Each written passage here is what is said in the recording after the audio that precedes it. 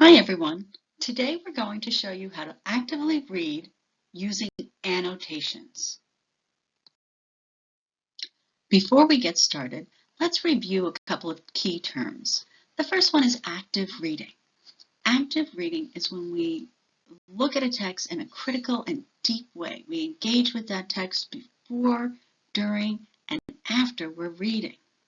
A lot of people like to speed through while they read and see how fast they can read 3 pages or 20 pages. That's not the best way to understand a text. In active reading, we actually slow down. So in this particular active reading, we are going to be using a strategy during the reading the text, the during part. Another term we need to know is annotations. This is when you make notes or symbols as you're reading the text. You can see on my text that I just made brief notes in the margin. I didn't write complete sentences. I just had phrases or a word that catches the meaning of that paragraph. When you look at this word annotations, you can see that notes is almost in that word. So that can remind you that we're using this as a way of taking notes as we read. I also want you to see that I did some highlighting. I never highlighted a whole paragraph. I rarely even highlighted a whole sentence. I highlighted key phrases and words that would help me to understand and remember the text. So I think we're ready to get started. You're going to need a writing utensil, maybe even more than one in different colors. You may be wondering to yourself, why should I annotate? Well, annotations allow you to quickly summarize sections of the text. When you actually write down what you think the text means, it helps your brain to process that information and understand it. It also highlights any questions you might have about the text and key information. It's a great technique when you're trying to understand a text in order to answer questions, say when you're taking a test. And also, if you're writing a paper where you have to go to multiple sources and you may need to return to this text, you're able to see exactly what the key ideas and main points that you need for your paper might be.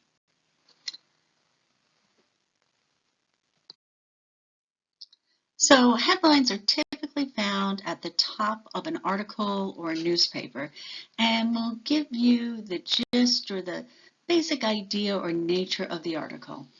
Over here we have the New York Times, and I can see there's an article right in the middle called Concerns Over Ethical Ivory.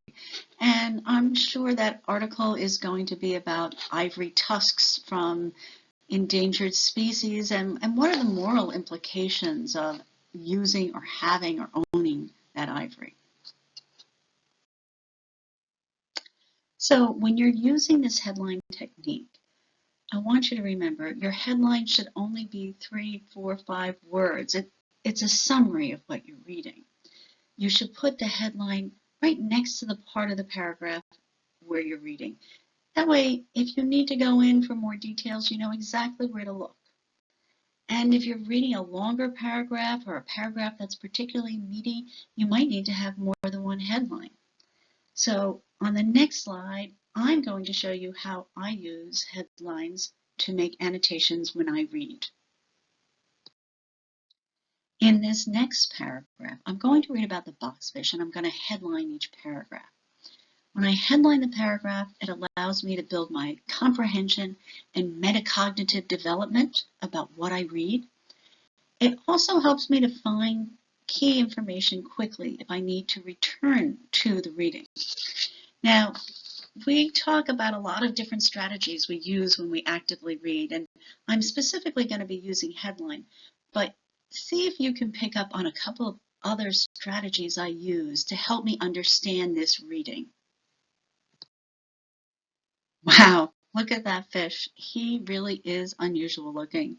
Most fish are flat, and this one is definitely like a box. He's a statement fish. His name is what he looks like.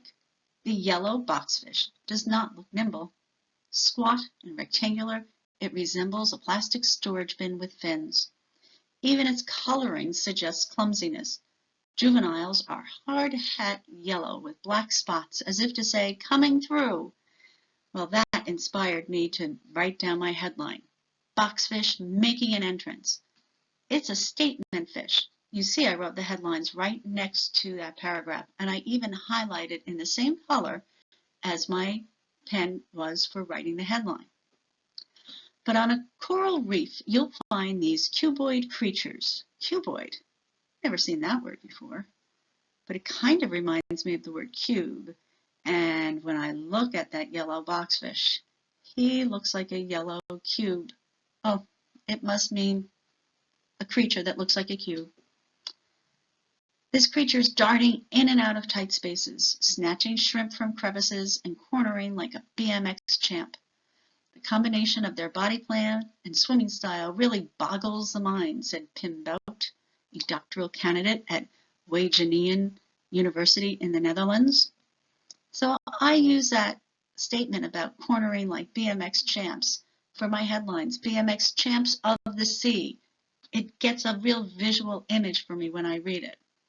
You'll also notice I didn't highlight anything about that expert from the university in Netherlands. As a matter of fact, I didn't even stop to think how to properly pronounce that name. That's because it didn't really help me to understand what the boxfish was about. Finally, the last paragraph. Most fish, from minnows to sharks, have pliant bodies which they undulate to move through the water. Don't know what that word undulate means, but I do know that pliant means flexible and easy to move, and that fish move kind of like this when they go through the water. So I'm going to guess that undulate means to move back and forth, moving your body back and forth. Boxfish sport a set of hard, bony plates called a carapace. The carapace acts like a suit of armor, protecting them against predators, but restricting their flexibility. So if they want to move, they can only use their fins, Mr. Bout said. It also gives them their strange shapes. Other boxfish species look like purses, frisbees, or ottomans. So you can see my headlines would help me to come back and look at the important piece of each paragraph. I wondered, did you notice any of the other active reading strategies I used in this paragraph? Did you say, oh, you used the illustration to help you? You'd be right. And did you notice when I had cuboid, I went to my something called a cognate. I saw that cuboid was like another word I knew, and that helped me to understand it. And finally, I used context clues to help me understand what undulate means. So even though we tell you about one or two strategies in each of our videos, we're always actively reading, and you should be too, using multiple strategies to help you access and understand the text. I hope that this helps you with your reading, and I look forward to telling you about more reading strategies to help you understand. Thanks. Thank you so much for learning with us today. If you have any questions, please feel free to email us. Be sure to also check out our social media pages on Facebook, Instagram, and Twitter for more videos, resources, and tips. See you next time.